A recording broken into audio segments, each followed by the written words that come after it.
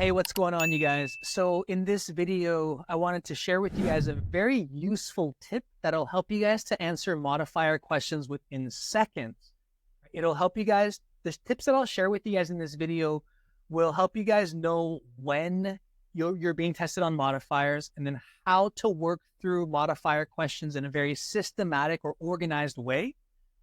You'll know what to look out for, right? So that you'll choose these answers with confidence and certainty, and you won't take minutes to solve these questions. Okay, so I know those are pretty big and bold promises, but I'm certain I can deliver for you guys, right, within this short video. So let's jump into this.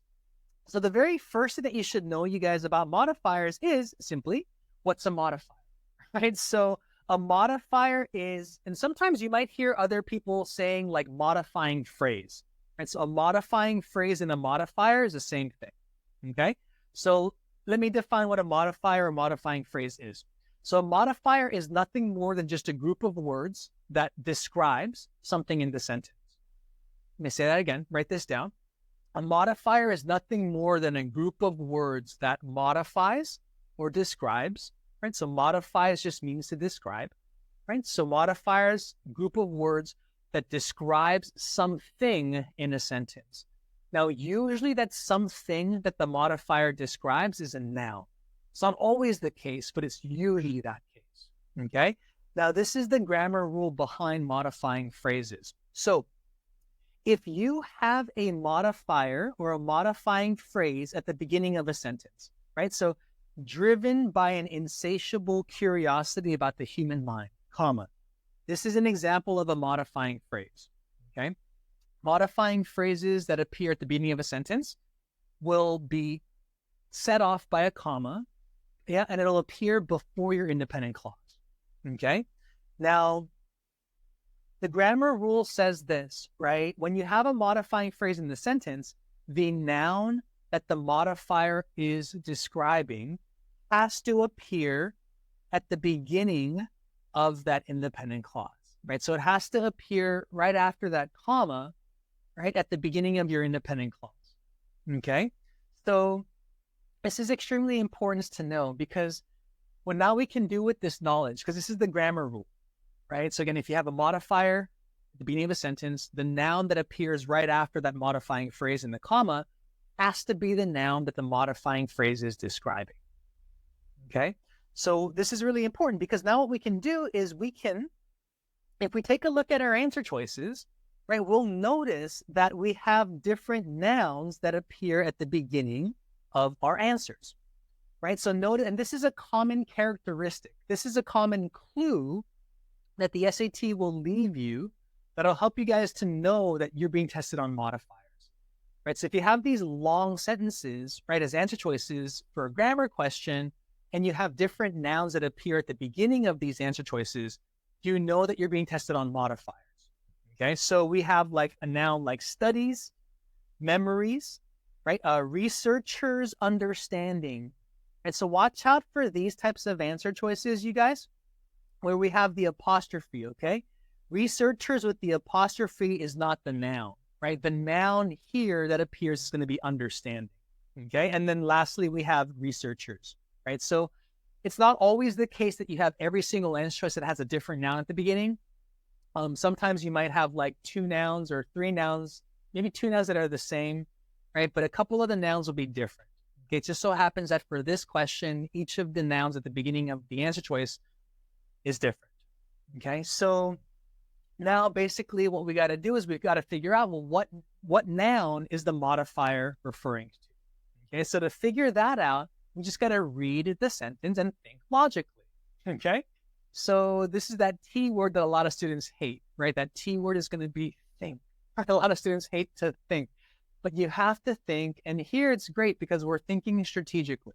Okay. So when we read the sentence, it says, driven by an insatiable curiosity about the human mind, studies on memories reveal that they are far more malleable than researchers previously thought. Okay.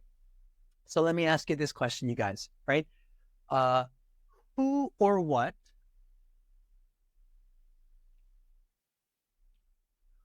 who or what was driven by curiosity of the human mind. So based on your understanding of the sentence, based on you, when you read the sentence and you think about it, right? Well, what's the correct answer? What's the logical answer to this question? Right? So it probably make more sense to say who, right? Who was driven by a curiosity about the human mind? You guys all know this. Based on the context of the sentence, you know it's going to be the researchers, right? You know that it was the researchers who were the ones who were curious, right? So we know that the researchers, that noun has to appear at the beginning of the answer choice, right? Because that noun is what the modifying phrase is describing, okay? So what you can do, you guys just saw me do this, is when you have a modifier question, you can ask yourself that question: who or what modifying phrase, right? Who or what modifying phrase. And so sometimes it'll make more sense to say who, or sometimes it'll make more sense to say what. It just depends on the context of the sentence that you're given. But in this case, of course, it's going to be who, right? Because we know logically it's people who are driven by curiosity, not things, right? So it'll make more sense to say who. Okay, but that's basically it, right? So we know that it's the researchers who are curious about the human mind. So we know that answer choice D is going to be the correct answer. And so think about how fast that is, right? So once you guys get used to this, once you guys know that, oh, they're being tested on modifiers and you know what to look for, you can answer this question within like 5 seconds or so. It doesn't take a lot of time, right? And that's the power, right, of knowing what you're being tested on and then being able to think systematically like to solve this question. Because now you guys logically, right? If we think about logically, it makes no sense for studies. How can studies be driven by curiosity? Studies is a thing, right? Studies can't be driven by curiosity. People are driven by curiosity, right? How can memories be driven by curiosity about the human mind, right? That doesn't make any logical sense, right? When you think about it, your brain kind of struggles to understand the meaning. Your brain goes, what? What did I just read, right? And same thing with understanding. See, it's not the understanding that was driven by curiosity. It was the people. It was the researchers who are driven by curiosity, right? So yes, watch out for answer choices like C, where you have like the possessive form, right? So guys, any noun that has an apostrophe in it is not the noun, right, that you want to check for. Okay, so for answer choice C, it's not researchers, it's understanding. So you can think to yourself, right, is understanding driven by curiosity? No, right? It was the researchers who are driven by curiosity. Okay, so watch out for that, because the SAT loves to create that as a trap answer, right? They throw in the word researchers at the beginning, so you might be thinking, oh, that might be correct, right?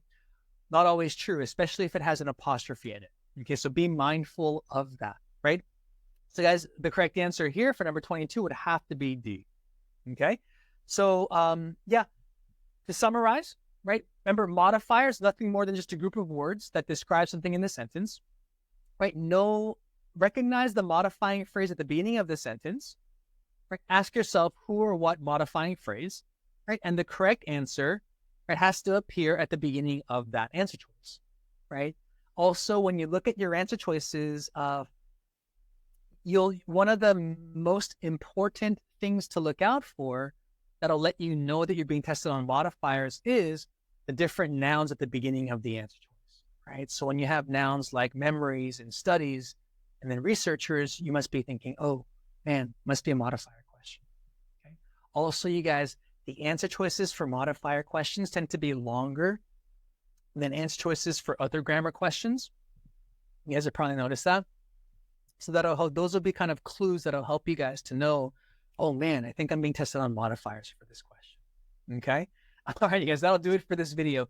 Please like and share this video. It really helps to spread the word to other students who really need this.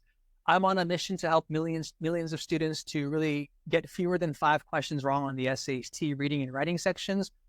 And I need your guys' help, right? So if you found some value with this video, if you want to support me in this way, it'd be much appreciated. Subscribe to the video, and also you guys leave a comment in the comment box below. Tell me one thing new that you learned that was helpful for you, and also tell me one thing that you want to learn. right? Something that you're having trouble with that you want to learn, that you're curious about. I read all of the comments that you guys all write, and I create videos based off of these comments that you guys have, these requests that you guys have, right? So please let me know that, you guys. And until next time, make sure to always stay curious and keep moving forward. You guys got this.